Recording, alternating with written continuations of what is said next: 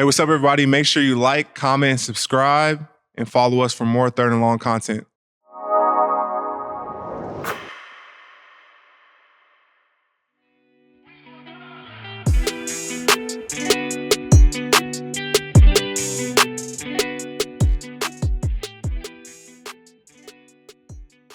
All right, welcome to another episode of Third and Long. I'm your host, Arik Armstead, and today we definitely got a special guest, NBA legend, uh, NBA championship, um, you know, co-host of one of the most successful podcasts and shows in the country, in the world, um, reality TV star.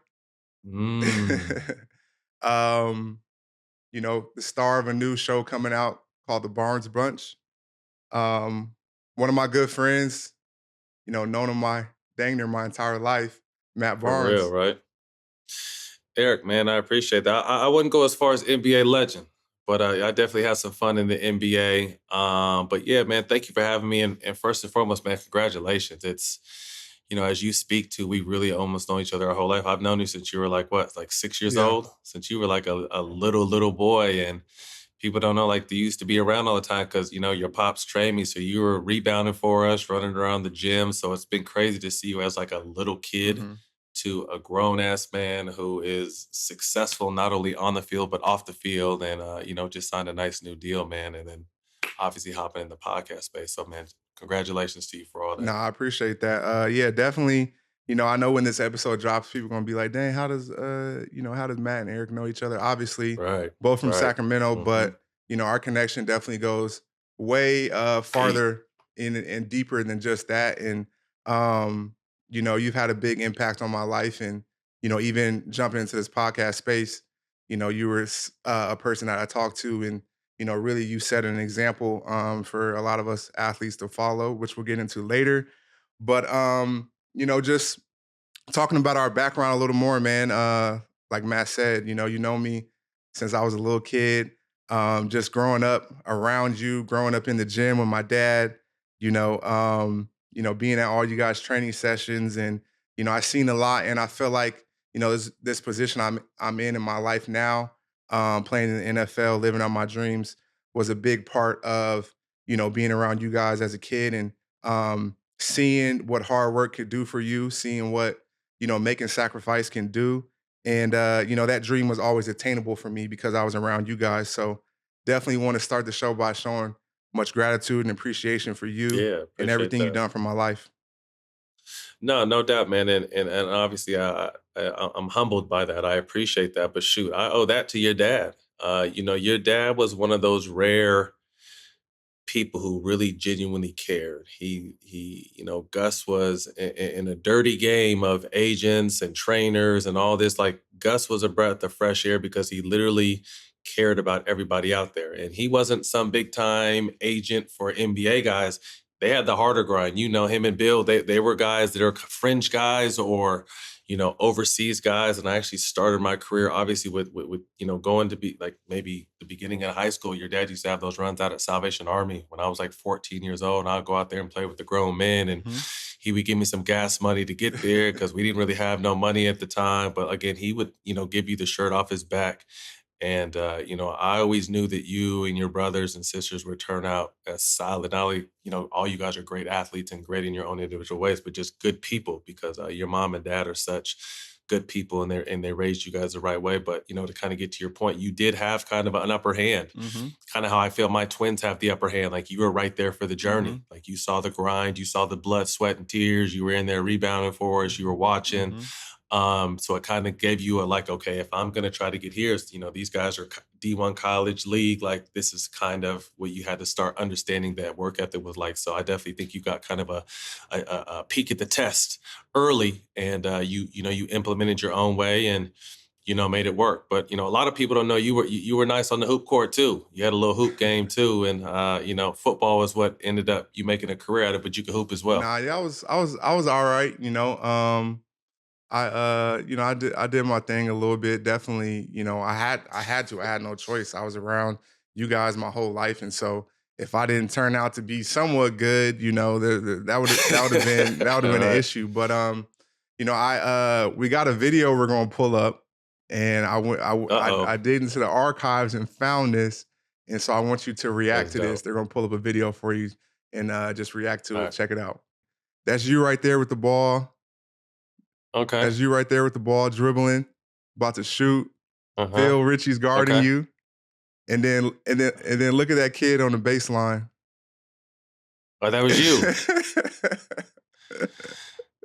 That was you. Lil Eric. Mhm, Yeah. That's crazy. I mean, that's what it was, man. It was just it was such a fun time. Again, no one was really doing that in that area, and your dad was able to gather pro guys, some of the kings, overseas guys, high school kids, and just put us all in the gym and hoop at a time again where no one else was doing it, man. mhm, So it was again, I owe a lot to your dad. Your dad was really good and instrumental in my life. So I'm glad that the only way I could pay him back is being instrumental in your life, mhm. and that means a lot to me. Yeah, nah, that was my life back then, going to the gym with my dad every day, being around you guys, and I had a lot of great life experiences. So let's talk a little bit more about you, man. Moved from the Bay to Sac, grew up in Sac. Tell me about your childhood, growing up, moving to Sac and growing up in Sacramento.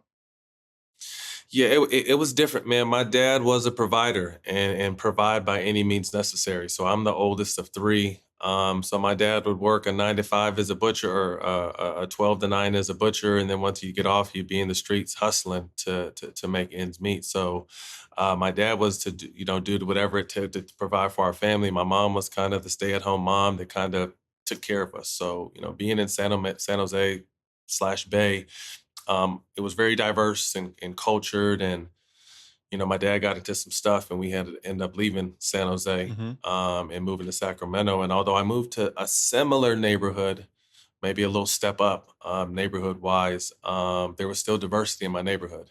And as soon as I went to school, I found out quickly, like my parents were putting me in, and I'm Italian and black, but my parents were putting me in predominantly white schools, and I just never understood. Like I didn't get to go to school with any of my cousins or any of the little kids from my neighborhood. I was always put in different schools, and I never got it until I was older what they were trying to do, and they were just trying to give me another side of life. mhm, You know what I mean? So at an early age, I saw drugs, abuse, violence, but you saw all that and used all that as motivation and fire to get out of it, get through it, and push forward to my dreams. So I had a very interesting transition from the Bay to Sac. A lot of racism mhm. from day Yeah, I one. want I want to definitely get Um, into that. You went to Del Campo High School. If you're from Sacramento, you know that high mhm, school. And I heard about an incident when you're in high school where someone put a noose on a tree at yeah. high school, and they were antagonizing your sister. And you know, Hmm. I heard about a crazy situation that you were a part of that really kind of, I'm sure, formalized a lot of opinions how you felt about race and a lot of these different topics. Yeah, I mean, shit. I'll take you back to second or third grade when I first got to Sacramento. And as I said, I was in predominantly white schools, so it was this that couldn't play kickball, couldn't play basketball, and I just didn't understand. Again, I'm 8, 9 years old, 88, 89. I'm like, dang, why don't these kids like me? I come from a place where we all played together, all colors, all mixes. It didn't really matter.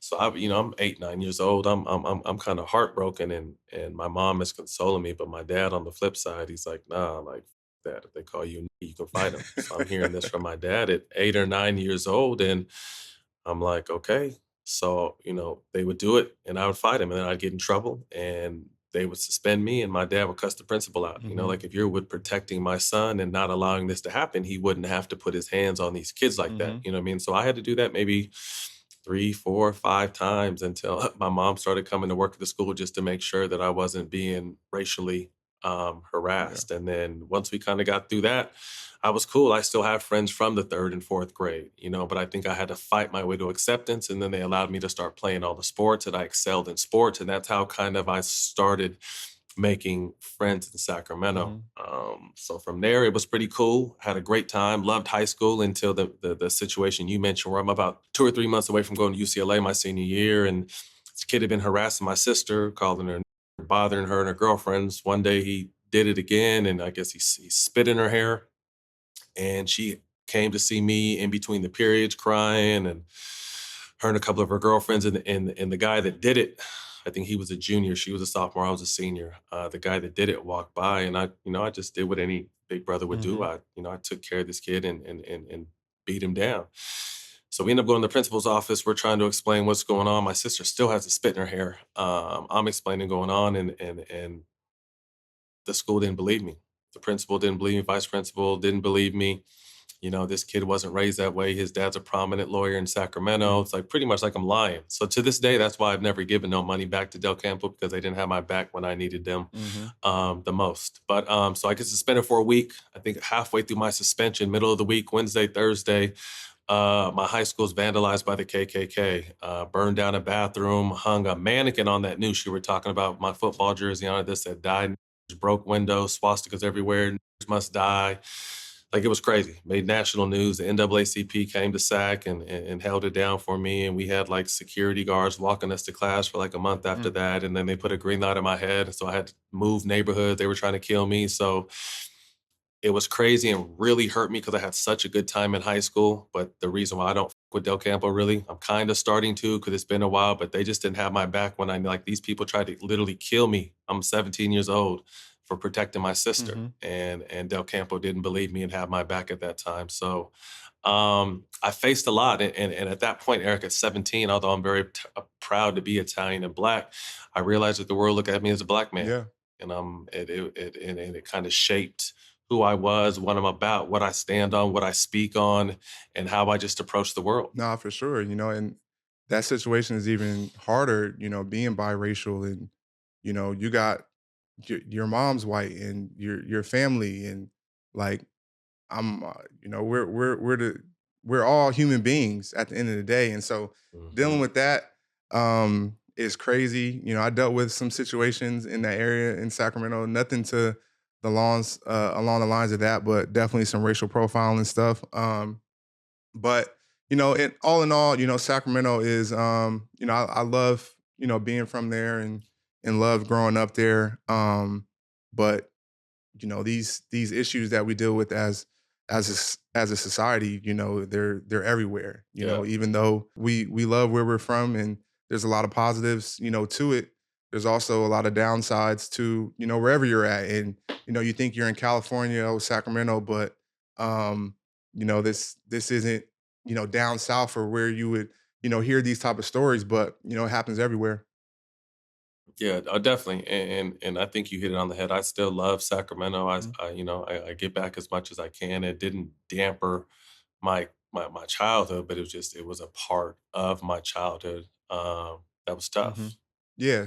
Yeah, nah, for sure. And luckily, you were able to overcome that situation and move forward through it. It's crazy, the type of athlete that you were and the notoriety that you had at that time, and still we're dealing with situations like that. But I know you talked about it on Paul George's podcast about being a two-sport athlete. I was a two-sport athlete myself. And when I felt like I watched the interview and I felt like you had to, you weren't talking to someone who really knew what was really Yeah. going on there. You know what I'm saying? Like, so I'm gonna be the person to tell y'all what was going on. Matt was that dude on the football field, all state, all world, all whatever. Um, 6'7" wide receiver, Moss and kids, Mhm. going crazy. I seen the film. You had some film. Yeah, I feel like a few years back on your IG that we're gonna have to definitely yeah, that we're gonna have to get. I don't know yeah. what you did with it, but I remember you're playing against. It's still on my IG, Uh-huh.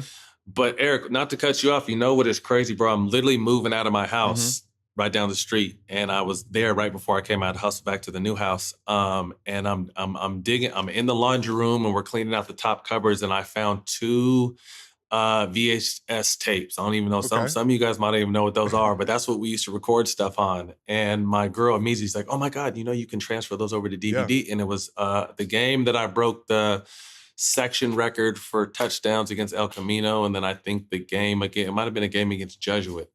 But no, football, man, was my first sport. I was a much better football player than I was a basketball player. I just continued to grow, and basketball kind of, Mhm. I kind of fell in love with basketball. But football was my first sport. I was recruited just as much to play football as basketball. Two sport All American, and Mhm.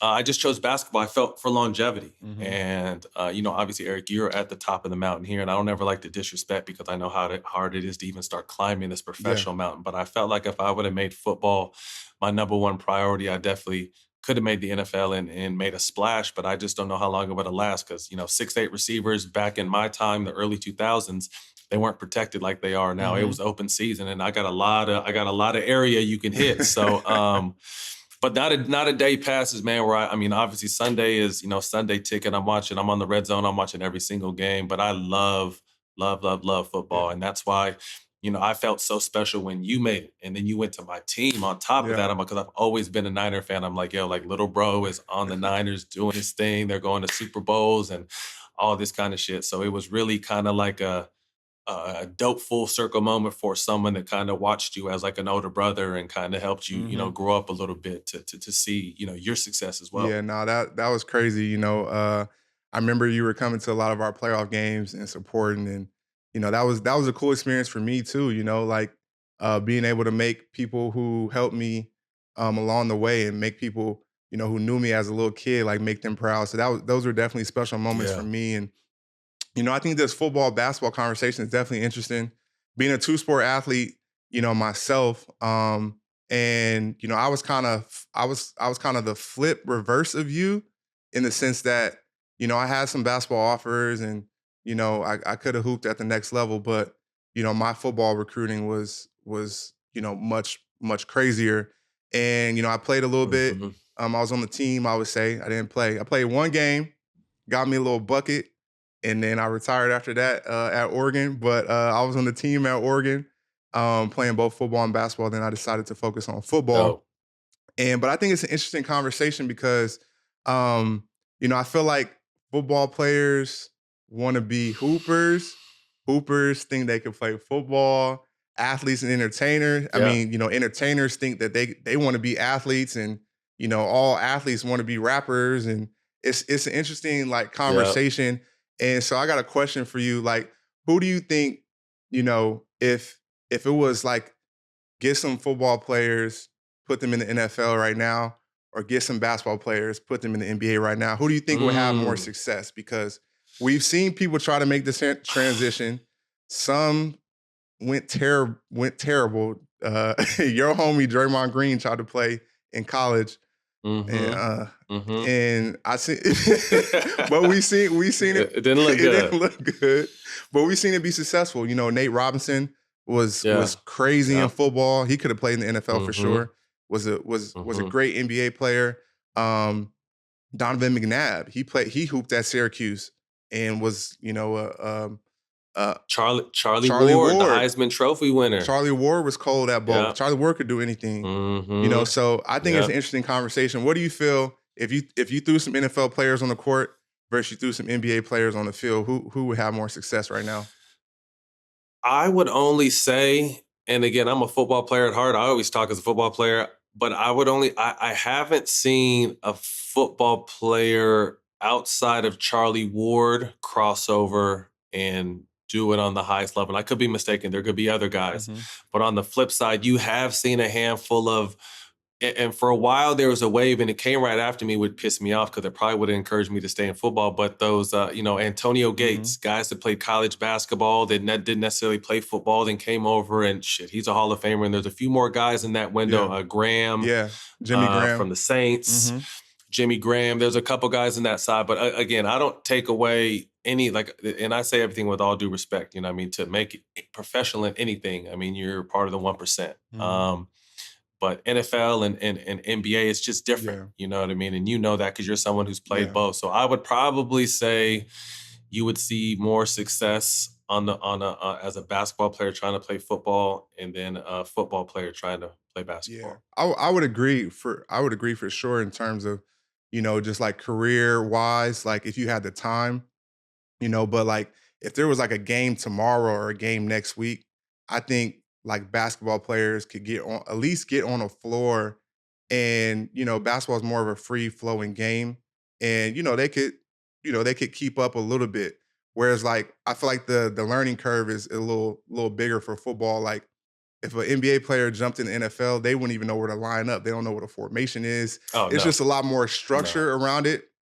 But I think Mhm. overall, like Yeah. if it was like a career switch, yeah, I think hoopers would definitely have more success in the NFL than vice versa. But it's definitely an interesting Mhm. conversation because everyone Yeah. everyone feels like dang, what if I would have Yeah. you know And that's always easier said than done. yeah. It's always easier said Now than one done. I mean, one hooper like I one said, hooper that gives me hope is Lofton.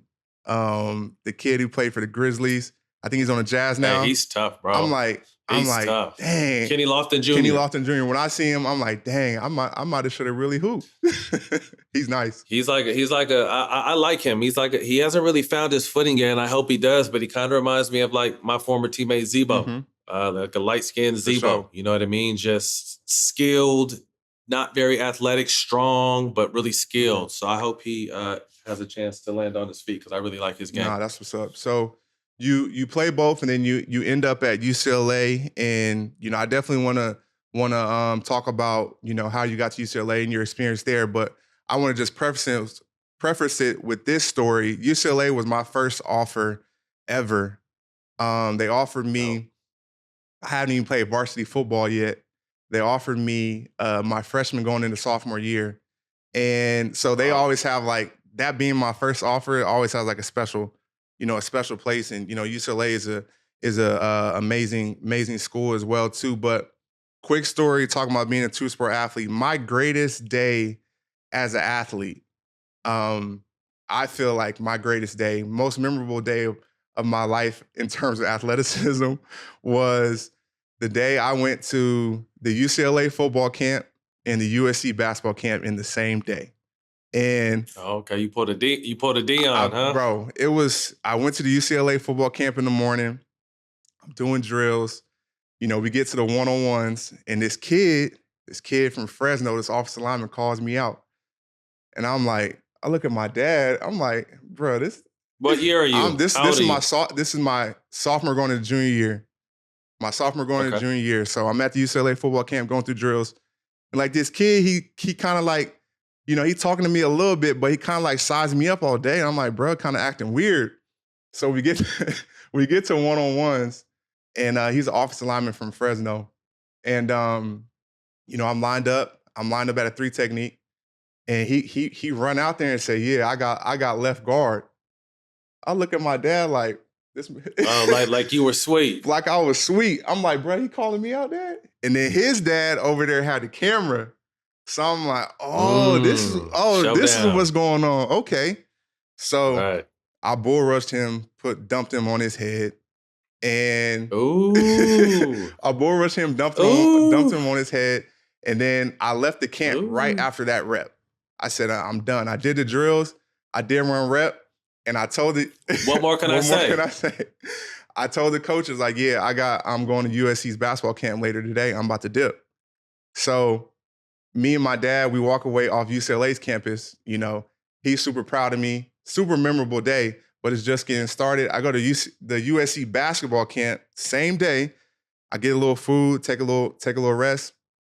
Go to USC basketball camp the same day, and I ain't going. I was really cooking that day. I don't know what was in. Were you? I don't know what was in me. Haha. Dwayne Denman was there. Mm-hmm. I don't know if he remember, but I remember him because he had the goggles. I was. He just moved in down the street. He's my neighbor now. He moved in down the street from me. It's Yeah, funny you I don't said know. that. I I don't know if just he ran into remember, him. but it was when Coach O'Neal was the coach there, and I had a really good basketball camp. And after that, USC offered me just for basketball. So that was like my greatest, most accomplished day as an athlete ever. That's a dope Going day. to kill the UCLA football camp and going to kill the USC basketball camp and getting an offer from Yeah. USC just for basketball on the same day. That was like that was a day I'll never forget with my dad. Yeah. My dad was taking me, Got to driving me witness around it. LA to both and watching me. Mm-hmm. It was definitely a special day as Yeah. an athlete. That's super Yeah. dope. Super dope story. I would think it would be turned around, though. I would have thought it would have been an SC football camp and a UCLA basketball camp. Yeah, nah, it happened to Yeah, be but it's yeah, flipped. flip. It happened to be Yeah, no, it's all UCLA that. football You and know, SC basketball, yeah. and it was Funny. yeah, it was No, go ahead. definitely a dope day. So tell me about UCLA. You know your experience there, and you know how that went for you. I had a blast at UCLA, bro. I tell people outside of having children and the NBA, but I would even put UCLA. I had a blast at UCLA. It was kind of like the last bubble of carelessness life. You know what I mean? And obviously, you get a little reckless in college, but it's the last time you kind of before you hit the real world. Hmm. You know, people don't understand. Like college is kind of your last safe haven until you're thrown out into the fire. So I just had a blast, man. I lived on campus 2 years, lived off campus for 2 years. And this was back when people stayed in college, you know what I mean? Which was dope. So I got my full college experience and just had so much fun, man. Have lifelong friends from there. And, I actually went to school with Deshaun Foster. So the head coach UCLA, we were both incoming freshmen in 98. That's So, dope. we've been reconnecting and doing some stuff together now that he's the head coach over there. But just an amazing time. Loved it so much. We're both from the same area. Like I just ended up staying in LA. You know what I mean? So I've been here since college, since 98. And, was back and forth for a while. But, LA's been full-time home, man, since like 2009, Hmm. 2010. So it's, just it really shaped me as a person and made some lifelong friends and have had great opportunities. Because if you think about it, like, going to UCLA, playing for the Lakers and the Clippers, like mothers knew me. Yeah, Although I was never a star, I was always a role player, and I was good with yeah. that. I was just like an LA, type of guy. So Hmm. it was just been a really cool experience. Still love to go back and check out the campus and see the team and again, active with Deshaun now that he's the football coach because I really love that they went back to got former players who used to play there and giving, them an Hmm. opportunity and a black head coach on top of all that. So hopefully UCLA basketball will take notes and we'll see, one of my former teammates at the head chair soon. But yeah, man, to answer your question, UCLA was a No, that's blast. amazing. So UCLA, you have a great career. You put your name in the draft. You end up getting drafted to the Grizzlies in the second round, um, and then you got traded to the Cavs immediately. So right, you never went to Memphis or anything. You got traded to the Mm-hmm. Cavs immediately. Mm-mm. And so talk to me about getting drafted, and then we'll get into your career, what that was like. Um, drafted obviously was a blessing. Hmm. You know what I mean? Not everyone can say they were drafted in the NBA. Hmm. But I think some people kind of exhale when that happens, and that's just the beginning of the journey. Obviously I was drafted, traded, and cut quickly. Like never really even had an opportunity to show or do anything. Hmm. So from there to the G League, or actually it was the D League The back D then, League, yep. Fayetteville, North Fayetteville. Carolina. Oof. It was horrible, Eric. And again, this is when your dad and Bill are my Hmm. agents and trying to keep my spirits up and, obviously still working out and training, but, I had to grind there No. for a season and it was horrible living, no pay. Fayetteville, North Carolina is an army town, Hmm. so I went out a few times and there was always fights. And I would ask someone, I was like, "Why is there always so many fights here?" And it was the guys that were in whatever. I mean, it was a army town or one of those type of military Hmm. towns, and they would be coming home and they would be fighting the guys that their girls or wives had been sleeping with while they were out at duty. I'm like, ah, shit, this ain't for This me, ain't for man. So you, again, bro. I just, head down, yeah, head down, grind, and was able to get out of there, and and So end up making a solid NBA career. yeah, so you left there though, and then you went to the ABA, right? Um, you Yeah, played in yep, Long Beach for the yep. ABA, and Dennis Rodman was your teammate. Dennis Rodman, yeah. So what was that like being teammates? So What was that like yeah, being teammates with Dennis Rodman? it was short lived because he was there and I was only there for like I was probably there for a month total, Hmm. but like he was there the last 2 weeks before I went up and got my call up to the Clippers. But it was dope. I just wish I would have got more time to spend and actually kick it with them. Hmm. But I want to say he was just coming off a motorcycle accident, so he was trying to get back in shape and get back in the flow and get back to the league. Yeah. So we happened to cross paths, but that was another tough journey, man. Going to places like Juarez, Mexico to play and just all kinds of wild shenanigans. And again, once I had got the NBA opportunity, like you know, 2 10 days, and I was, you know, made 14 years after that. But that's why I always looked at everything so special. Each game I gave my absolute all because I knew what it was like to be on the flip Yeah. side. You know what I mean? To be playing for nothing in these terrible cities and towns and terrible gyms and no, just the worst of the Yep. worst. You know what I mean? So it's just like it really shaped my appreciation for even having the opportunity. And that's why, you know, when you saw me every single night on the court, I was playing like it was my last game. Mhm. Because it could have been for a while. For the first 3, 4, or 5 years of my I was on 1-year deals. Yeah. You know what I mean? So it could have literally been my last game. So I was out there always giving my all. Yeah, no, definitely. I think, that experience, allowed you to have such a long career because you came into it with the right mindset. You know what I'm saying? A lot of people come into it, I played at this big university and, I was that dude and they can't find a way to humble themselves and, Uh-huh. find a way to make the team. And I remember when you got your first call up to the Clippers.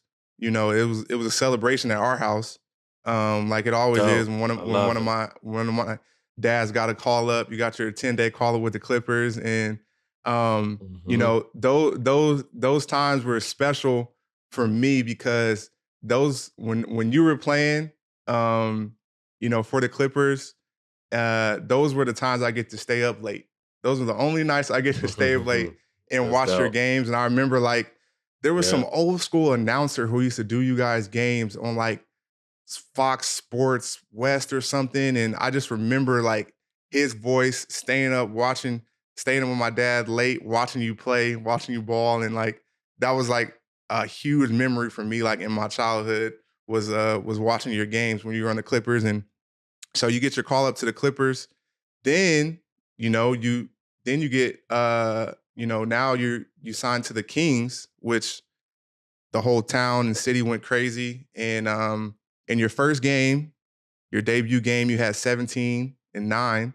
Uh, everyone At Dallas, I remember that. everyone was going crazy. And I remember after you did that, you had a bobblehead. I don't know how you got a bobblehead night. At Carl's Jr. I don't Quick. know how you got a Quick, bro. bobblehead night so fast, but I remember you had the bobblehead in the Yeah. the light blue Royal Yeah. jerseys. I'm like, how this man get a bobblehead so Hard. fast? And me and my dad came to your signing. I Yeah. remember I remember you had that like your first marketing deal. I was like, man, this Matt has made it. But Life comes at you man, fast. Life comes at you man, for fast. sure. But let me take you back a little bit. So the crazy part was, so that Clipper team, I get a call up, play really well. They want to offer me. I think they want to lock me in for 2 more years at the minimum, which is to me great. Hmm. Like I'm coming from the G. I'm taking whatever you got for me. But this is also time, if you recall, this is the early 2000s. So this is when the Kings are going at the Lakers. Hmm. This is Webb and the Kings Yeah. going at Shaq and Kobe and the Lakers in these playoffs. So and Webb was always my big homie. So every time I go home for the summer, Webb would put me under his arm, give me a little bit of bread, work out with him and Jay Will, and then it was Mike Bibby after that. But always take me up to the facility, introduce me to Albie and Connie Hmm. and the strength coach, and kind of really like OG'd me. So I was up there playing all summer, and I hadn't necessarily once my people told me like, hey, or I think it was Bill. Once they told me that the Clippers wanted me to come back, I kind of stirred away because we were terrible. I think we only won 16, 17 games that first year. It was horrible.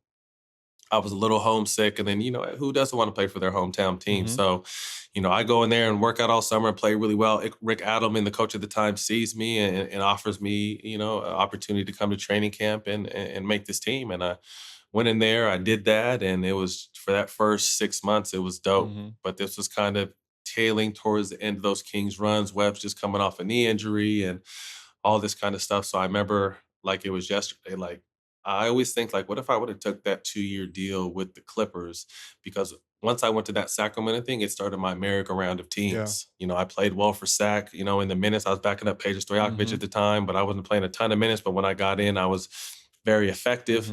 Hmm. But then I get traded to Webb to Philly. With Philly, so we're out there with AI for the first time, and I'm not getting a chance to play at all. Jim O'Brien, the whole first year, doesn't play me. Maybe I played in 2 or 3 games, maybe super minimal minutes, and I'm just like, "Damn," so I'm just, like, grinding, like, working on my game off to the side and trying to get better. Go back there the following year. Still, it's Maurice Cheeks is the coach, and again sparingly play and almost getting a fight with him because he's on some super disrespectful, funny, trying to be funny guy shit. And then I go to Golden Yeah. State, and I finally and the Golden State thing was crazy too because at the time, I again 2 years in Philly and not really getting an opportunity to play. Mhm. So I go and I'm in Sacramento working out with pops, and I get a call from Baron Davis, who was my UCLA Yeah. teammate, and he's like, "Hey, we're playing today at the facility if you want to come down." So I take that hour and a half drive down to the Mhm. Bay and play pickup and play really well that day. And I didn't know that Don Nelson was watching. So the coach of the Warriors comes down and, what are you doing, son? Because this is an era. I'm right at the point right now where I'm training for football in the summertime too, and I'm training for hoop because I don't know You don't know what's gonna happen. what's gonna happen, but I'm gonna be ready for one of them. So go down there, play well, and Nelly's like, man, we have a completely full training camp roster already. He's like, but if you play like you did today, uh, I'll give you a chance. I'm just like, okay, so what does this mean? Like, he's like, oh, you're going to come to training camp with us because I didn't even have no offers at that point. So I go into training camp and just on savage mode and mowed down the 3 or 4 dudes they brought into training camp, made the team, started at the back of the bench and quickly worked my way into the rotation. From there, worked my way into starting, and then that's when I kind of got my feet in the ground, Yeah. and we made that amazing run with that We Believe team where we beat Dallas in the first round. Yeah, that We Believe team was amazing. I remember those days too. Remember going out to Oakland to watch you play. Yep. You definitely found a lot of success, uh, in Oakland, and you said at the time you set a franchise record. You hit 7 threes in a game. I remember that like it was yesterday too. Everybody's going crazy, and it's crazy to think that the franchise record was 7. I know Steph or Clay probably done blown that out the water. Now it's like 14. I think it's like it's like They doubled it. I done think doubled Clay it. had So that 14 or shows you something. how It's crazy. much basketball has The game changed. has changed. But you Hmm. found success in at the Warriors, and I think it was very interesting because you know you've you've been a role player, but that's where the league has gone. In these last years, and I really feel like were the catalyst and like a game changer in that sense that you created roles for a whole host of players after you. And I feel like you were, and you could tell me if you feel the same way. I feel like you were the original like 3 and D guy. Like that It was role. before. Yeah. So you could tell me, how you feel about like being Yeah. like a 3 and D guy and the guys that have come after Yeah. that. I mean, there wasn't really a name for it back then. And I don't even know if I say I started, but I was definitely when the name started coming around, that's what I had been doing. Hmm. I had been playing, I realized, okay, you're gonna have to lock up on defense and then knock down open shots. I mean, would I have liked to take more shots and had the ball in my hand and been able to do some stuff? Absolutely. Because we worked on that and I was able to do that. But I just found early on, again, I had such an appreciation for what was going on. I was one of those guys that would go ask the coach, what do you need me to do? He would tell me, and I'd do that Hmm. shit. So I learned quickly, and then having a coach in Doc Rivers, I remember this is well into my career, but he it made sense of what I was already doing. He said, "Be a star in your role." So we have superstars, we have all stars, we have role players, we have guys that don't play, but you still have a role to be a star in my role, and that I figured that early on before he even put that label on it. So that's why there were certain reasons why I went from team to team and a contract situation in Golden State that I should have probably jumped on that I didn't, but I thought I was getting more money. And then, the Phoenix situation. So there was different situations that occurred, but no matter whatever team I went to, I was always either work my way into the starting lineup or first or second guy off the bench. And that was literally my entire career. So again, it was a grind and it was a blast. And those 15 years of professional basketball went by like Yeah. this. You know what I mean? It was just like next thing you know, like I'm retired Yeah. now. And I'm going on 7 years being retired and dad and business and all this kind of crazy stuff. But it was a fun Yeah, ride. no, it was definitely a huge grind. You played for 4 teams. You were part of 4 organizations twice. So Yeah. you played for the Clips twice. You played for the Grizzlies twice. Hmm. Well, you didn't, you got drafted to the Grizzlies. Then I didn't get yeah, drafted. then you end up playing there. You played for the Warriors twice and the Kings. Kings twice. and the Warriors. Like how And I played for all 4 California teams. I think only me and DeMarcus Cousins have played for all 4 California yeah, teams. So, that's got to be like unheard of. Like how is it playing for mhm, organization, you play for them and then you play for them 10 years later. Like, what was that experience like playing for yeah. teams twice? Big big change with all 3 of the organizations that I really double back because I never, Mhm. got a chance to go to Memphis, but the Clippers, the Warriors, and the Kings. The Clippers, when I first got there, were terrible. Like I said, we won 15, 16 games. Donald Sterling was there. I come back. Donald Sterling's kind of changed his tune a little bit. He's paying guys a little bit. So there's Blake Griffin and then CP and that The Lob Lob City City team was the team. first team that The yeah, Lob the those Lob teams were City dope. team That was was the first crazy. That was one of my favorite teams that you played on. I feel like yeah. that We were man, active. that team was crazy and definitely had like a championship roster. Yeah. Um Oh what man. what what We wouldn't we it was too many mm, egos bumping heads. Our stars bumped heads. There was a little miscommunication from older superstars to younger yeah, superstars. Doc, had his own hand in yeah. kind of the shambles that went. But I always say like that team was definitely championship caliber. If you think about Blake Griffin, Chris Paul, JJ Redick, Karan Butler, DeAndre, myself, Lamar Odom, DeAndre man, Jordan, who else? I mean, Eric Bledsoe. man. We had some really, really good teams. Mhm, We had a starting 5 that could have, first 5 off the bench that Sports Illustrated did a cover on that could have started in the NBA. So mhm. team was always super deep, but we just we under we you know we Yeah, underperformed and weren't ready in the big moments. yeah. So that team was fun, but that organization had changed drastically because I'm in the midst of the Sterling affairs. Which shout out, there's a show coming out on FX that I helped. Got my little EP hat Okay. on about that season that Donald Sterling was caught on tape. Mhm. Talking bad about black people, and so we go from Sterling to Bomber. So again, it just but he would to Sterling's credit at the time, you can't ever give him too much credit, but he kind of changed his ways, Yeah. and he started putting money into the team, and it wasn't about making money, it's about making sure this team can get better. So but He before changed Bomber his came business around, ways at least. a little bit, yeah. So that, and then Sacramento, it was an opposite. When I was there the first time, it was Rick Adelman and Jeff Petrie and the Maloof brothers, and they were able to get talent and keep guys around Webb to contend. And then when I go back, it's and this is no knock to Vivek, but it's just Sacramento hadn't been good in so long. Mhm, The organization was still ran the right way from a standpoint of making sure the players got what they need. We were in the new arena, mhm. all that kind of cool stuff, but it kind of went opposite. They used to be good when I was there the first time and struggled when I went back. And then Golden State was night and day. Management, just the way that things were done.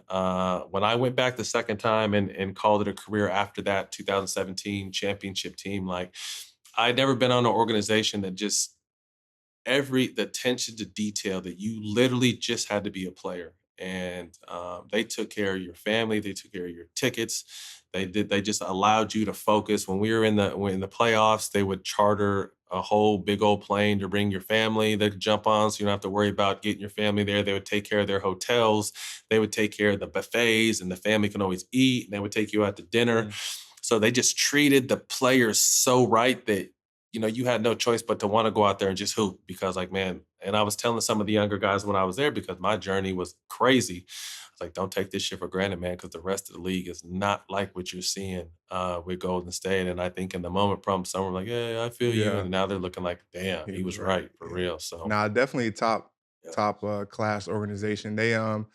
Joe actually took care of us. Joe Lacob actually took care of us before we went to the Super Bowl. He had us all at the Oh, game, put dope. us courtside. They did a dinner for us, like a nice send off before we went down to Las Vegas. So Hmm. they always show love and definitely a top class, organization. And I wanted to ask you this though, because this is a huge topic that a lot of people talk about. Obviously, you played for Doc, and there's a lot of conversation about him as a coach. I mean, he won a championship. You play for him. The Bucks are in the playoffs right now, and their season has been a little up and down. Like, what? How do you feel about Doc? You play for him. with that Lob City team? Yeah. It's interesting. You don't really want to disrespect or demean anybody. I think Doc's strength is he's a great motivator. He's a good communicator to people, with people. He'll make you he'll have you ready. I think his weakness is just kind of keeping it real when real needs to be kept, and then also just kind of in game strategies, adjustments. So again, I'm not talking bad about him. I've played for better coaches, just like you probably said. I've already coached better players. Mhm. If he was to kind of lash back at me, but I just he has some kind of cachet with this league where he's always the first coach that's called for great opportunities. Mhm. So when that happened, you look at their record, before Doc came and after he came, and it wasn't very favorable for Doc. And in the playoffs, you have to coach and you have to make adjustments. But to his defense, obviously not having Giannis is you're not going to get a real taste of what the Bucks are without him. But again, I just you talk to guys that played for him outside of that Boston team, but that you got to think that Boston team had three Hall of Famers, great role players. Doc landed there, Mhm. and he was that motivating force that got them over the top. But since then it's kind of been a lot of very talented teams, us and the 76ers and now the Bucks, but kind of underachieving with that Great talent. talent, So, yeah. you know, yeah, I mean, I wish him nothing but the best because, black coach success not only helps him, it helps all black coaches. So, you definitely don't wish him wrong, but there's when God, we when he was hired with the Bucks, I probably talked to 3 or 4 of my former teammates that were kinda just like, "What the is going Yeah. on here?" Well, yeah. No, I think that's definitely an interesting conversation. I mean, shoot, players get judged, everyone gets Come on, man. it's part of the business. Just like I said, I said I play for better Yeah, coaches, and I exactly. guarantee he'll say I've had better small forwards. It just kinda Yeah. is what it And is, that's but, yeah, speaking for of some that, reason that was a very media-esque answer. I appreciate that. uh, Transitioning to your media career, it's been phenomenal. I feel obviously, you know, as athletes, when we're done playing, it's like, dang, what am I gonna do? How am I gonna figure this out? And you've made an amazing transition into the media space. And so talk about that transition. A lot has happened throughout your media career. You were at ESPN, betted on yourself, started your own thing, mhm, and yeah. really created something special. So man, talk about entering the media space and what that experience has been for you. It was something, to be honest with you, that was never my intention, never had plans to. I was, I caught the end of social media. So I caught the end of players having their voices in sports. So I never was. I mean, obviously there was some cool media people, but media just, especially sports media. I mean, it wasn't straight. I mean, you would give them an interview, or you would hear them talking to one of your teammates, and then you would read about it or see it on ESPN or something. It's like I'm thinking like that's not how went down. That's not what he said. Or damn, they edited the shit out of that. You know what I mean? So I was never like a huge fan of media. But one of my friends, I remember when I was retired, I went right into the cannabis business and, a big advocate for cannabis and things of that nature. But one of my friends would always tell me, like, yo, you're always so well spoken during your interviews. You should try media. And I just didn't look at media. I was like, nah, I'm not with the media. I'm cool. I don't, I don't, and the person was like, well, if you don't like that about it, obviously I definitely wasn't the first athlete to cross over, but, more athletes start going into it. You guys can change that. This is 2018. And I'm just like, maybe you're right. So I get, so I start doing some hits with ESPN and Fox and start liking it and start studying up on it and start doing pretty well. And I want to say I was with ESPN for 3.5, almost 4 years. Did a little bit of time with Fox. Learned a lot.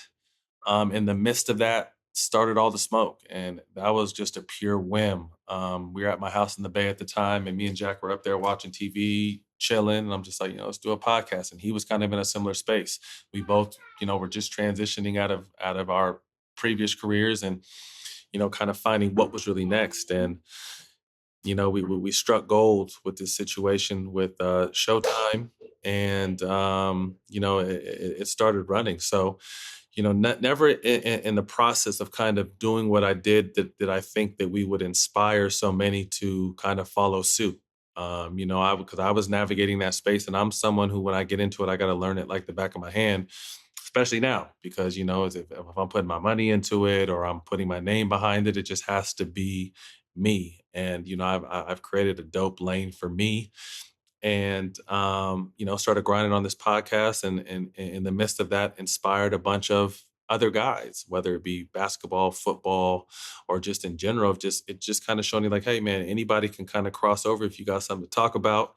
And you've really just seen the influx and the wave of podcasts, and I really feel like media as a whole has shifted, and I don't know if it'll ever go back, because I feel like there'll always be the big machines with the ESPNs and the Foxes, but you don't need those platforms anymore to get your message across or to go viral.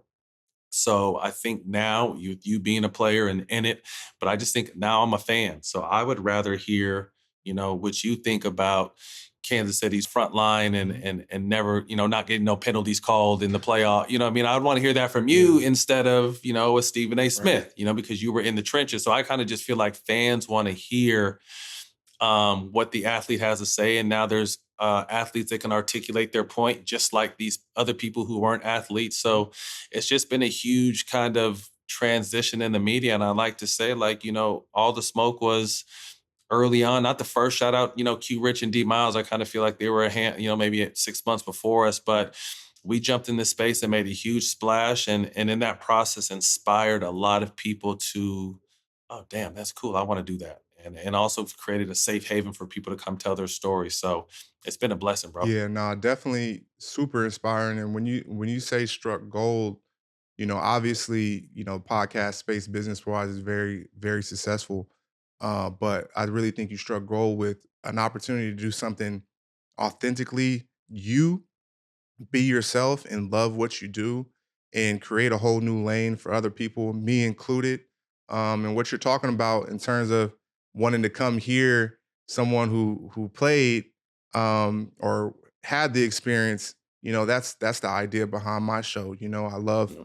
uh teaching people about the game, what was going through my head, what was going on out there, breaking down film. And really I just got tired of getting online and seeing Joe Schmo, um, tell people what they thought went on, like what they thought I was supposed Right. to do.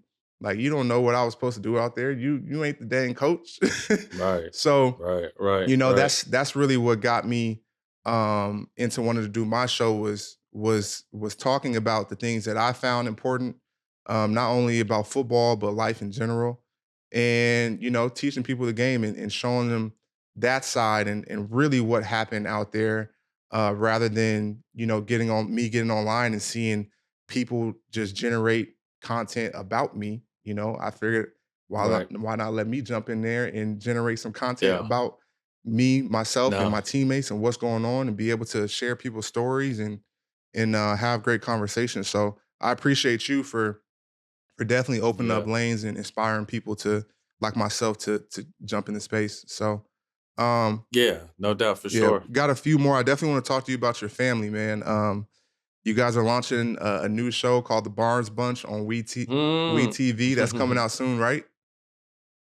It's already Already out. out? So the first episode was last Okay. week. Second episode is this Friday at 7 Pacific. Yeah, it was weird, bro. Because I did reality TV in 2008, playing for the Phoenix Suns. Shaq's my teammate, the biggest joker and 7 foot child you'll ever meet. And we became cool quickly.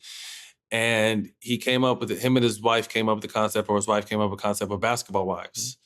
And I had we just went to Phoenix. I just had the twins are newborns. So, my ex-wife's asking me, hey, can I do this show with Shaq's wife? It's about women stepping outside the shadow and running families and raising kids. Da, da, da, da. I'm just like, nah, I'm not really with it. I'm cool. So we're damn near arguing for like, a month or two. And then Shaq starts bugging me like, come on, bro, it's going to get them out of our hair. They can start doing this. They can have their own thing. They won't bother us so much. And I'm just like, so I said, yeah. And Basketball Wives was a train wreck. And for some reason, it's still on TV because people love to see the depiction of Black people doing that kind of bullshit. So I say all that to say I was very skeptical about doing it this time around, So my homeboy Jamie Foxx and his partner Datari, who my fiance knows, were just fans of our family. I mean, unfortunately, blended families are the norm these days. If you look at statistics, divorces, it's up there, and particularly for professional athletes. So, we have a beautiful blended family of 8, and I have 3 stepchildren, and I actually got another baby on the way due in September. So we're about Congratulations, to have man. I didn't know 7. that. Thank you, bro. Yeah, Congratulations, thank you. man.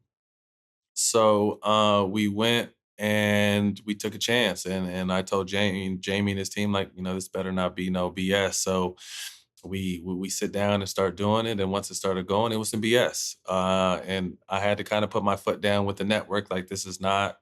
I'm not going down this. We're not doing the fighting, the arguing, the drama. This is not what you pitched us. It's not what you told us. So I put my foot down and told them we're not doing this shit no more. So we took a 3-month filming session. It took us 6 to do because I told them, like, either you guys change this up or we're not doing it no more because I don't need the attention. I don't need the little bit of money you're giving us. I just thought this would be a great way to depict a blended Black Right. family and kind of the new norm. So we butted heads for a little bit, but everyone got on board and got the project across the finish line. So it's scary because obviously you have children now and a family, and what happens in your home is sacred, and some things aren't to be shared. Some things are cool that you wish the world could Right. see. So we kind of went in there with the strategy, my fiance and I, and again, 6 kids. From age, the twins are 15, and our little man Ash is 5, and we got everything in between it. So just kind of giving people a glimpse of, what our hectic lives and crazy schedules are like and what it's like trying to blend families and co-parent and all that kind of cool, fun stuff that a lot of people can relate to. So yeah, Barnes Bunch, WeTV, every Friday, 7 Pacific. Man, tune No, in. I'm definitely gonna tune in. It sounds dope. We're definitely excited to tune in, learn more about the fam. It's definitely difficult raising your kids and having a family in the public eye. You've been in the public eye for years Mhm. and years and years, and um, also too, your boys, man. I remember when they were, I remember when they were just born, back in Yeah. Sacramento. I was still living in Yeah, Sac. bringing them Yeah. to the games and stuff. And so, talk to me about raising Mhm. twin boys. Talk to me about that Yeah. competitive nature. How is that dynamic? I love it. I love it. I feel like, they got a super cheat code, just like you got the cheat code. You know what I mean? Being around it. The twins were in the locker room with Kobe. Rest in peace. That was Uncle Kobe. They met Kobe at 3 years old, and he was lacing them with shoes literally up until 2 weeks before he gave him his last pair of shoes he sent was 2 weeks before he died. I mean, so they're in the locker room with Kobe. They're in the locker room with Blake and Chris. They're in the locker room with KD and Steph. They're on the plane with us traveling to the finals. They're at Western Conference practice against the Houston Rockets after the game or after practice shooting in a 3-point contest with Steph and KD as like little kids. Like, you can't pay for that kind of Yeah. experience. So man, so just to be able to bring them around my last, 4 or 5 years in the league, and they really got a taste. And again, I'm one of those dads, and I took a lot of notes out of, just how Gus was more than a trainer to me. He was like a father figure. So I was one of those dads that was just really in tune with my kids, wasn't going to force them to do anything because kids now love to play video Yeah. games. So the boys loved it and they had an IQ for it and they can always shoot. But I wasn't one of the dads that pushed them like, hey, we got to go train, or hey, let's get up at 6. Nah, if they wanted to, I'd be Yeah. ready. But they really didn't really want to, bro. No bull. Until maybe Cole worked them out for their 10th birthday. It was a surprise birthday party, or excuse a surprise workout. We went out to Orange County and it kind of lit the fire. And then maybe I'd say about 2 years after that, maybe because they're 15 now. So yeah, maybe about 2.5 years after that, they're like, Dad, we want to work out. Like, we want a trainer. I'm like, dope. So we kind of started on our journey, and my whole thing is to stack wood, carry water, day by Yeah. day, get better, day by day. Try to improve yourself on and off the court as a player and a young man. And our plan is to peak at the right time. I'm coaching. I've been coaching since I retired, and I've seen like dope 9-year-olds and 10-year-olds and 12-year-olds and 13, and now you don't even hear about them. Mhm. So now our plan is to kind of peak, junior, senior year, and I think they'll definitely have a shot, if they're able to stay locked in school and prioritize work and the grind. So to see it all, I mean, I again played a long time in the NBA. I get more joy coaching them and seeing their smiles and seeing them excel in something they love than I ever did as a professional athlete. Nah, yeah, you definitely doing it the right way. My dad did the same thing, even though I was in the gym with you guys every day, he never dragged me in there. He's Made like, "Hey it. man, if you want to be in Right. there, if you want to work, come on. I ain't Yeah. about to force you. You got to want it I'm yourself." And here. so Right. you're definitely Mhm. definitely doing it the right way. And they have an amazing show. Are they still doing their show, the Barnes Boys? Yeah, we got to get it back Yeah, online. Yeah, so yeah, we got to get it back. But yeah, Barnes boys, we're gonna get back kicking it. Shoot, pretty soon in the next few weeks, actually. So, kind of wanted to cross them over. Eric, like we've. I love what you're doing because you're still current. Obviously, I'm an old, washed up, retired guy. Talking about the game, but the fact that you're in it and doing it, I think fans really appreciate that. Draymond and PG and all these guys are still currently doing it and talking it. I know fans get a kick out of that, but I wanted to start the boys earlier. They saw what I was doing and kind of piqued their curiosity. And I was like, "Do you guys want to do it?" They're like, "Yeah, let's do it." So I created it's funny, I still were moving. So I just found the big old cardboard that I put the whole rundown on the first time and discussed what we yeah, discussed. And to see where they started, they're 15 now. We've kind of taken like a maybe an 8 month break, but they started doing it like 11 or 12 or like about maybe 12 years old. So just squeaky voices, yeah, tiny. Now they're mustaches with this wild old hair and big old kids. So I just wanted to show them, to again to be multifaceted and really ready for what this new world is turning into. Content is king. yeah, You know what I mean? So for them to be comfortable in front of the camera at an early age, also be students, also be athletes, just trying to give them as many options as possible because for a majority of us sports was our only way out. But for my kids, I worked my butt off so that sports didn't have to be the only way out, although it's the route they want to take. And I don't know what they want to get out of because they're living good now, but I just mean to ultimately make it to the top. So I'm really excited for them. And then again, 3-step kids that I'm working with and different areas. And I got my 5-year-old Ashton, who is going to be a monster. He's huge. He's 5 years. For the parents out there, he just turned 5.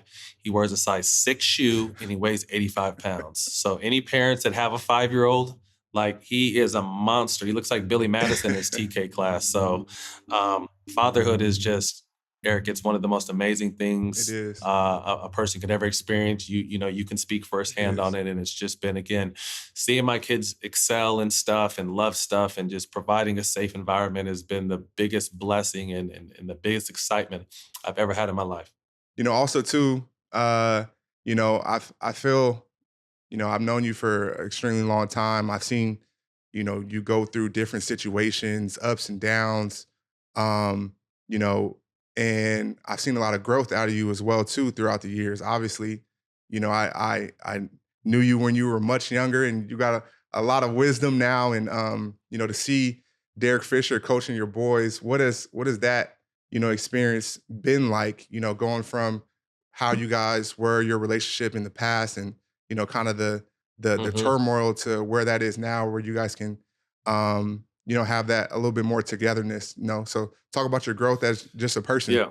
Yeah, I mean, the growth is everyone is growing constantly. And there was a certain way I had to move and did move to make the NBA and stay in the NBA. Mhm. And although that's not who I completely am as a person, there's a part of me, you know what I mean? So, people see in my mishaps, I've never been perfect, but I always try to be real and I'll take responsibility for my BS and apologize if needed. So, the whole Derek situation was obviously very well publicized. But people don't know is like we squashed it the following summer. So what happened at the beginning of the season, the following summer, we had squashed it because oddly enough, that the Twins were, what are they, 8 or 9 at the time, maybe, or maybe 6 or 7 at the time. And I'm always checking because my main priority, I divorced my wife, and as a hands-on father, I just want to make sure are my kids good. So that I'm always, how is it? How's this? How's the transition? And the boys really took to Derek and loved Derek and told me that, and that made me smile. So when I found that out, I'm just like, because I had an issue how it went down. I didn't have an issue overall. I had an issue about how it went down. Once I got it off my chest, I was straight. So we ended up squashing it literally the summer after, and we've been cool because I mean he's literally their stepdad. He's been in their life, almost half their life now. So Derek and I's relationship is cool. The opportunity for my kids to play for a 5-time NBA champ, like I don't really know who's going to Right. say no to that. Right. You know what I mean? So the fact that he and I can conversate, and what's funny is Eric is it trips people out because before he was their head coach, like I coached them in the summer, so people would see Derek come into the Twins game and then see me and him talking like, "Yo, what is What's going going on? Is on? that Matt Barnes and Derek Fish?" Like people were kind of like tripping, like because it turned into an urban legend Yeah. of, what kind of went down. So, I can proudly say at the end of the day, man, it wasn't about me and my wife, or excuse me, me and my ex-wife. It was about my kids' safety and growth as men, because at the time that happened I was still in the league, so I wasn't really seeing my kid a ton. I would see him in the summertime, but during the season it was hard because I didn't live in LA. So I just gave him that, hey, you got to be a role model for them. You got to discipline them. You got to show them how to be men when man when I'm not around. And like I said, we had a real open, candid conversation when we kind of squashed the BS. But since then, he's been a great stepfather for my sons. And it's like they used to say, it takes a village, and the Twins are blessed to have a village of, four loving parents and siblings from both sides. So yeah, I mean, me growing had to grow. But mostly growing, obviously, for the betterment of my kids because I'll do anything for them. So it's been fun. It's been cool. So I coach them in the summer. Derek coaches them in high school, and I think they're getting some good basketball gems between the two of us. No, that's amazing, man. I want to say that I'm proud of you, proud of your growth, and Thank you. I think that's a story that people need to know because people they don't know really what's going on. They No, see one article, and that was what 10, however long ago it was, 8 9 years ago, 8 9 it was years ago, little. and And people. then Kanye rapped about when Kanye rapped about it. It kind of turned into that I drove. Was it 90 miles when I Yeah. drove 15 minutes? You know what I mean? But it turned into an urban legend. But like I said, I just think more importantly than that, like he was an important part of my kid's life. And I would be a clown to reject that. So again, I put my issues aside. And again, like I said, after I got off my chest, I didn't have no Yeah. issues. I wanted what was best for my kids. And he stepped in and has been a great stepdad to my No, kids. that's an amazing story that I think more people need to know, and showing that growth, and that's inspiring for people be holding grudges their whole dang life. For People life. hold For grudges. life. Yeah. Now life is too short. Man, life is too short, and that's an amazing story. Appreciate you sharing that. We're gonna finish up. I just got Hmm. some quick questions, and we can go through them quick Hmm. and then finish up. Your Sacktown finest tattoo, man. That's a that's a infamous, famous tattoo, especially for being a Sacramento kid. Like that's Sacramento's finest Hmm. saying. Like being from the 916. Like that's probably the most well-known tattoo in our city. Talk to me about how Hmm. you got the Hmm. Sacktown's finest tattoo, and Uh, what can you it was. remember? It wasn't just as I got older and got it, obviously I got it when I was like 17 or 18, not even knowing where the world was going to take me, Mhm. but as I got older and I had it, and actually covered up now because it was a basketball tattoo and I don't really like basketball stuff on me now. Mhm. So it's more art that I have on Yeah. me, but it was really just to kind of represent where you're from, you know what I mean? And have that confidence in yourself. And, Sacramento doesn't turn out a ton of basketball players, doesn't turn out a ton of, actually turns out more football players, but doesn't turn out a ton. But at the end of the day, like, to go pro is an amazing accomplishment. And although I told you guys earlier what happened to me on my journey in Sacramento, I also told you that it never really. I still love Sac. It's still my hometown. I still love to get back there. So, it was kind of just my way of repping my city that made me in the good and the bad times, and it kind of just be a representative for that city. So yeah, I don't even know where the thing came from. The Sacktown's finest Yes. mantra Yeah. came from, because if you remember, it was an old and one dude, Yeah. and he had a broken How hoop he in was one holding the hand and the hoop. ball in the other Yeah. hand. Because and one was a beast in the late Yeah. '90s. So it was my very first tattoo, and yeah, man, I've been tatting my body ever Yeah, since. nah, that's crazy that that was your first tattoo, and Hmm. really, I feel like a lot of people had carried a lot of pride when they seen you with that tattoo and the success you had and putting on for the city and everyone from Sacramento. Thank I you. talked to Shaq Thompson, I talked to my other homies, that are pros from Sac, and we all love representing Sac and putting, that's what we want to do is put Sac on the map, Hmm. and you did that. Right, Um, exactly. you were the original with that. So, uh, who you played in a few different eras. You missed Jordan by 1 year. Obviously played with Kobe. Um, played against Bron. I don't know. I don't think you ever played with Bron, but so who's your goat in basketball? The guy Kobe. behind me. Cold. To be honest with you, Eric, I throw Braun, Kobe, and Jordan up in the air, and whatever one of those three likes. To me, those are the best three players. And there's the creams and the other guys, but for what these guys were able to do at their size, and obviously Braun's combination of size, speed, and strength, um, those are my three. So I personally have MJ1, Kobe 2, Braun 3, but Braun is making a cold case for one. You know what I mean? And what I respected about Kobe was one of them old school dudes. He rode the ship till the ship sank. Could Kobe have jumped and went to another team and possibly got one more ring? Because his thing when I played with him was, MB, I want to sit at the table with Jordan. So Kobe had 5 rings. Kobe wanted to sit at the table with 6 rings with MJ. So that was always his thing, but he didn't leave to go do it. You know what I mean? And then again, on the flip side, I credit Braun because Braun opened the door for superstars to take their own accountability in their own hands. And he wanted to go play in Miami and then go back to Cleveland and then and I like that too. So again, missing Jordan, but growing up and understanding his significance to the game and just how dominant he was, like people didn't eat on Jordan's watch. At the end when they made that run, he kept a lot of great players from getting championships. So Mhm. 1, 2, 3, Kobe, Jordan, Braun, however you want them. I'm good with it. That's what's up. Uh, the most underrated player that you played with in your career. Who give me somebody that Mm, people sleeping on.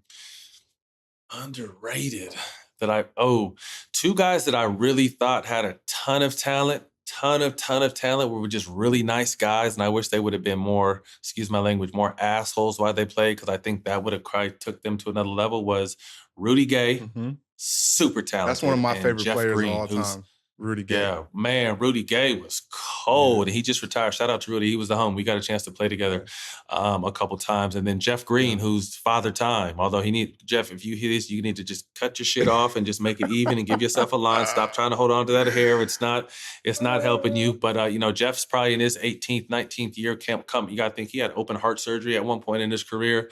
So a big fan of his journey, but also got a chance to play with him. But those two guys, super, super, super talented guys, but just nice guys. I wish they were meaner because I think they would have, you know, Yeah. Rudy Rudy's one of accomplished my more in the favorite players league. of all time, just s Rudy was cold, cold, bro. super smooth, Six athletic. nine, When he was on the Grizzlies, man, that was definitely one of my problem. favorite players. Him, Melo. I was a big Mhm, KG fan growing up mhm, when he was in with the mhm. Timberwolves. Not as much when he went to Boston, but Rudy Gay was always one of my favorite players. Yeah, Rudy again. Yeah, you played in a lot of different teams. What has been your favorite NBA city to live, play? I'd say there's 3 teams in the cities.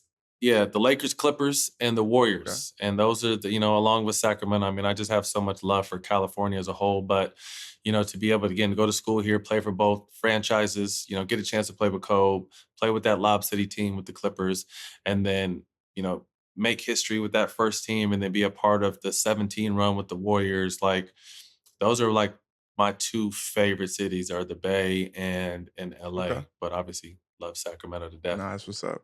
What was your favorite team that you've been a part of, or your what do you feel like the best team that Mm, you've been a part of? I played on some You have really played on some really good good teams. teams. I felt the Orlando Magic team I played on in 2011, 2010, That's a 11 sleeper season pick. with I don't think no one. prime Dwight Howard. Oh my God. And then Jameer Yeah, Nelson, little dude who was Rashard underrated, Rashard Lewis. Oh my Lewis, gosh, Vince Hedo was on Carter, that team too, Jason right? Williams. Was Hedo on it? No, Hedo left right before I Okay. got there. So Hedo left the year I got there. So me and Vince came and Ooh, Hedo left. Vince. But Jay Will, JJ Reddick, Brandon, we had a really good Marcin Gortat. We had a really good team. So that team was really good. Um, that Lob City Clipper teams, those teams were really good. The Laker teams were really good with Powell and Bynum and Gasol, Powell, Andrew Bynum and Kobe. And then obviously, I got a chance to be a part of one of the greatest dynasties in the history of the game when it comes to that Golden State Yeah. run. And I'm seeing Kevin Durant, Steph Curry, Klay Thompson, Draymond Green, Andre Iguodala, David West, Steve Kerr had a perfect combination of putting his 2 cents in and getting his ass out the way because he knew he had a really smart team that could kind of handle their own. So I've been blessed to play. And, some people, they try to, oh, you played for so-and-so teams in your career. Like, first of all, I made it and I played, but within that journey, I got to play with some of the greatest players ever to touch a basketball, man. So I don't take that for granted. No, that's amazing. You definitely played with a lot of amazing players. If you had to put a top five, or let's create not top five. Let's create a starting lineup with your teammates. Create an all time. Okay. You got a championship game tomorrow. How about I'm gonna do this for you? I'm gonna name people at these positions, and you tell me who you would put. Okay. From your teammates. So okay. Yeah, from my teammates. Right. So I play with Allen Iverson. I play with Steph Curry. I play with Chris Paul. I play with Steve Nash. Dang, who would you put? Ooh, that's tough. I gotta go. I gotta. Ooh. Oh, Baron Davis too. Baron Davis. I'll put. He's the fifth. I gotta go Steph. Change the game. Steph or AI, okay. But I gotta go Steph. I'm gonna take Steph. Not mad. Not mad at all. So 2 guards. I play with Kobe. Okay. I mean, that's probably where the bus is gonna stop. I played with Vince. Yeah. I play with who was the 2 guard? Clay was the 2 guard. Yeah, those Jay 3. Rich.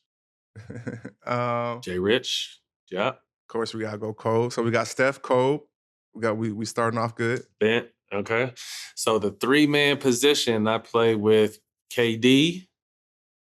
I think that's probably where it's gonna stop. I'm a lot of the times. Well, I guess we got to put. We're gonna put you in the starting. So we're gonna put you at the 3. Okay. We're gonna put you at the 3. Respect. Okay. I'm at the 3. So the 4, I play with C Webb. Okay. I play with Blake Griffin. Shout out Blake. He just retired. Blake was a problem. Played with Amari Stoudemire. Amari was a problem in his day. What else am I missing? Pau Gasol, champion, all-star. Draymond Green, one of the great villains of all time. So those 5 right there. You said C Webb first? C Webb, yeah. Ooh, that's tough. Webb, Blake, Amari, Draymond, and dang, I gotta go defense or Pau. Gotta go defense. I might want to throw some lobs. C Webb, he could do everything. Save defense for last. Right. I'm gonna go Blake. I like Blake. BG. Yeah. BG was a problem, bro. BG was so talented. And he was a hard worker. That's what I loved about Blake. Last but not least, I didn't get to play with Prime Shaq, but I got to play with Shaq. Okay. But I got to play with Prime Dwight Howard, and I've never seen anything like him. Never seen nothing like him. 6. We gotta go Dwight around your lips. At the 5. Yeah, Dwight. So we got Steph, Kobe, Matt at the 3 and D, King. We're gonna go Blake at the 4, and we got Dwight at the 5. That's Dwight at the 5. That's a tough lineup. That team can win a championship. Your team can win a lot of championships. Yeah, for sure. Man, so I appreciate you joining the show. It's been a long time coming, and when I started the show, I was like, dang, I definitely gotta get Matt on one day. So I appreciate you joining. This was a dope conversation that I know people are gonna appreciate and enjoy watching. So shout out to you, man. Make sure y'all go check out the Barnes Bunch on WeTV. Go check out All the Smoke. I don't even got to tell y'all to do that. Y'all already watching it, I know. It's my guy, Matt, man. I appreciate you joining the show. This has been another episode of Third and Long. Don't forget to hit the like, comment, subscribe button. Coming out with more content daily. And appreciate you guys tuning in, and I'll check you out on another episode.